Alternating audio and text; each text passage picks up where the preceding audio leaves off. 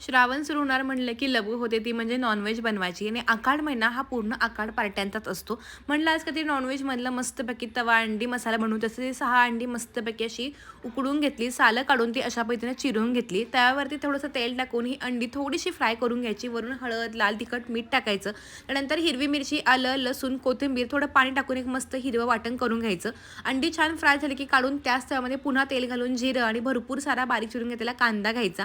तो चांगला परतला गेला की हिरवं वाटण घालून घ्यायचं. मस्तपैकी छान असं परतवून घ्यायचं. त्यामध्ये लाल तिखट, 1 चमचा धने पावडर, 1 चमचा गरम मसाला आणि अखंड लसणाच्या पाकळ्या 7 ते 8 घालायच्या आणि थोडंसं गरम पाणी घालायचं. चवीनुसार मीठ घालायचं.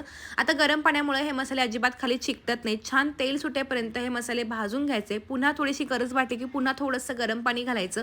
चव छान बॅलन्स व्हायसाठी अर्ध्या लिंबाचा रस घालायचा. गॅस बारीक करून फ्राय करून घेतलेली अंडी ग्रेव्हीमध्ये घालून मस्तपैकी दोन्ही बाजूनं कोट करून घ्यायची. रेसिपी कशी वाटली कळवायला विसरू नका. धन्यवाद.